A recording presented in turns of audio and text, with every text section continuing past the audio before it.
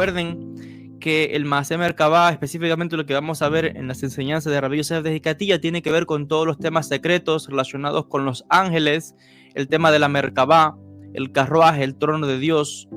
el tema de las almas gemelas y también cómo alcanzar el nivel de la profecía. Por ello, lo que hacemos es estudiar, en lo que nos muestra este gran cabalista,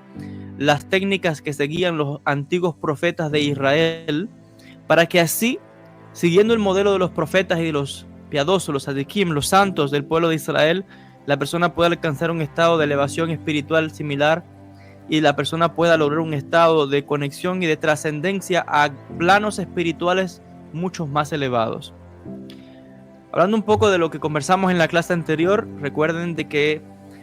Rabbi Yosef de Hicatilla nos habla de los requisitos de aquellas personas que quieran iniciarse en la mística, en el camino espiritual. Como no todo el mundo que diga yo quiero se le da entrada, sino que la persona tiene que ser digna y tiene que tener un mérito. Además de esto, tiene que haber un trabajo serio, un trabajo concienzudo, de estudio,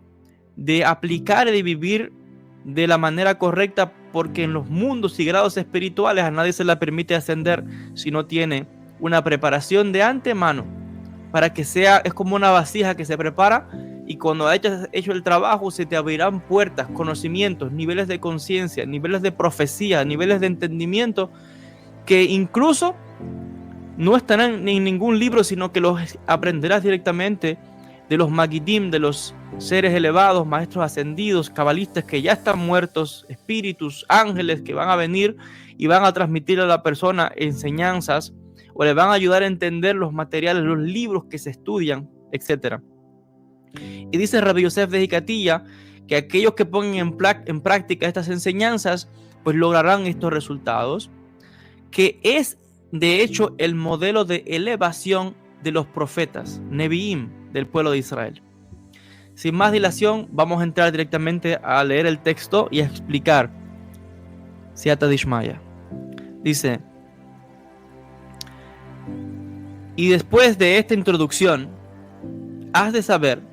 que antes de que los profetas entraran para obtener una abundancia, shefa, le decimos en hebreo, de profecía,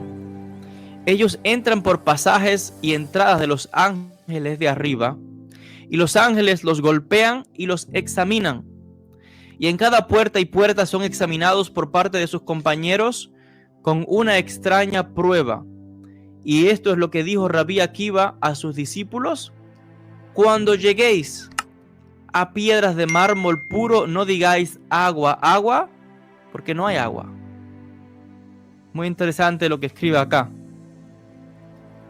O sea, estamos viendo, como decía, que incluso los profetas, que ya de por sí se entiende que es una persona que tiene nebuá, que es un cabalista, que es un mecubal, aún tiene que seguir purificándose para alcanzar grados y grados más elevados, que básicamente son grados y grados de conexión. Por eso es que no todo el mundo tiene los mismos grados de conciencia ni de entendimiento, por ejemplo, de un material, que aquel que ha profundizado aún mucho más.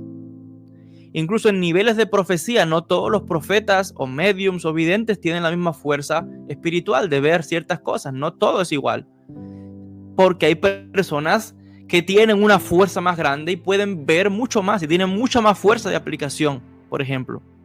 Así es en el caso de los profetas que querían alcanzar el nivel de la profecía. Es lo que nosotros decimos a esto, la shefa, Shin Pe Ain, que hace referencia al sustento que baja de los universos superiores, como se explica en el Etz Haim por Rabí Isaac Luria, alaba Shalom. ¿Qué sucede? Que aún les explicaba que hay niveles y categorías y que hay diferentes seres que custodian estos niveles espirituales para que no, aquel que no es digno no entre, y además se requiere una preparación de un maestro. ¿Por qué? Dice claramente aquí que Rabí Akiva, que fue uno de los 4 grandes sabios que se cuenta en la tradición judía que entraron al Pardés, al mundo de los misterios, Rabí Akiva de los 4 fue el único que entró en paz y salió en paz y que no fue dañado, porque unos acabaron locos, otros muertos, otros apóstatas, etc. Él fue el único que entró en paz y salió en paz. Y él le dice a los discípulos: ojo, cuando veas esto no pienses que es eso que estás viendo. Cuando veas agua no digas, cuando veas piedras de mármol puro, no digas agua, agua, porque no hay agua ahí. Nadie, por eso yo siempre expliqué en el curso anterior que dimos y al principio de este curso, que las cosas que vamos a leer aquí y a explicar, que nadie las tome de manera literal, porque eso puede llevar a confusión. Por eso hace falta un maestro que enseñe y explique qué significan estos códigos, terminología, palabras, para que las personas no se confundan. Y es lo que explica Rabbi Akiva, y de ahí la importancia del maestro, como decía. Porque, ojo, también va a pasar lo siguiente. Dice aquí que los profetas al ascender tenían que enfrentarse a seres espirituales que les bloqueaban la entrada, ángeles poderosos que incluso a veces los golpeaban, dice acá, y los examinaban para ver si de verdad era calificado o no. Y en cuanto a esto, la persona tiene que entender que a veces, si la persona es inexperta, y más si está solo y no tiene guía, sucede de que incluso